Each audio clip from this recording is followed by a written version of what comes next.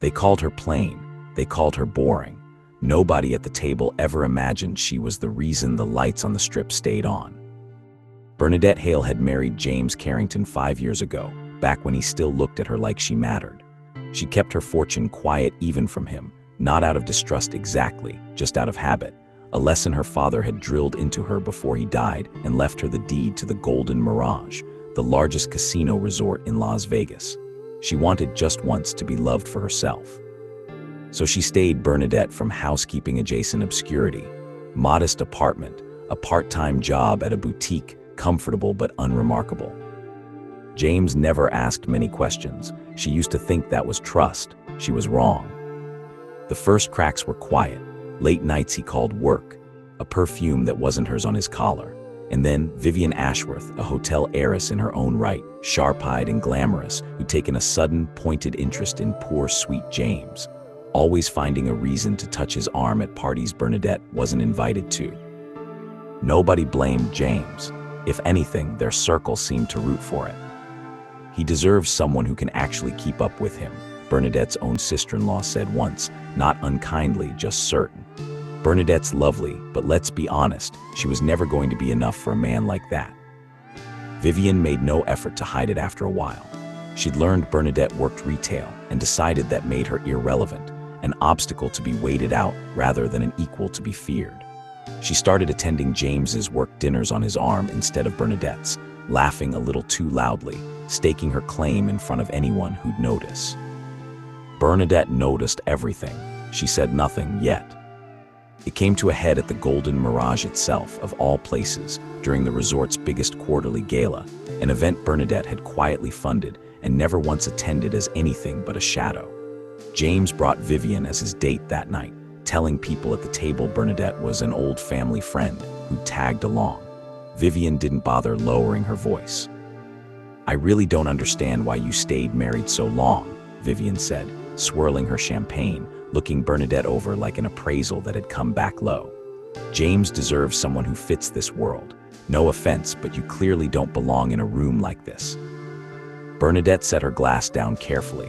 "I own this casino," she said, calm and plain, the way you'd state the time. "Every room in this building, including the one we're standing in." For a beat, silence, then laughter, first from Vivian, then rippling through the table, sharp and delighted, like she'd told the best joke of the night. James reached for her arm, gentle, almost sympathetic, the way you'd handle someone unwell. "Bernadette, please." He lowered his voice, glancing around like he was the one being wronged. "Make your way out, okay? The boss will be here shortly, and I really don't want you humiliating yourself any more than this." Nobody at the table corrected him. A few looked away out of what they probably told themselves was mercy. Bernadette looked at her husband for a long moment, really looked, the way you look at someone for the last time without yet knowing it's the last time. Then she picked up her clutch, nodded once, and walked out of the ballroom exactly the way he'd asked. She didn't storm off. She simply let it be true, for now, that no one believed her. She'd learned a long time ago that the truth doesn't need defending in a ballroom, only proving in the room that counts. 15 minutes later, the room got that room. The house lights dimmed, and the Golden Mirage's general manager stepped onto the small stage at the front, tapping the microphone the way people do before an announcement that matters. "Before we continue tonight," he said, "I'd like to formally introduce someone many of you haven't had the pleasure of meeting, though you may have seen her in this building more than you realized." The side doors opened. Bernadette walked back in, unhurried, dressed exactly as she had been. Nothing changed but the way the room suddenly rearranged itself around her. "Miss Bernadette Hale," the general manager said, "majority owner of the Golden Mirage Resort and Casino." James's champagne glass stopped halfway to his mouth. Vivian's laugh from 20 minutes earlier seemed to physically drain out of her face in real time. The whole table that had smiled along with James's cruelty sat in a silence so complete you could hear the slot machines 2 floors down. Bernadette walked to the small stage, taking the microphone with the same calm she'd used all night.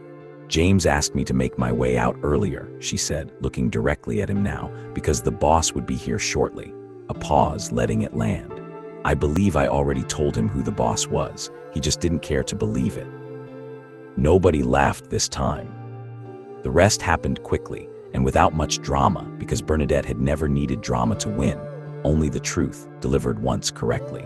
James's access to every property under her name was revoked before the valet brought his car around. Vivian, whose family's hotel chain relied more than she'd like to admit on financing quietly connected to Bernadette's holdings, found several doors closing within the week, doors she hadn't known were hers to lose. The friends and family who'd smiled along, who'd called her not enough, for a man they now watched escorted out by his own security detail, found their invitations to the Golden Mirage's private events had quietly stopped arriving. Bernadette didn't attend the divorce proceedings personally. She sent her lawyer and went back to running the largest casino resort in Las Vegas, the one she'd built her father's legacy inside of, and the one she'd never once needed anyone's approval to own. She told them she was the boss. They'd laughed and told her to leave before the boss arrived. She never let anyone make that mistake twice.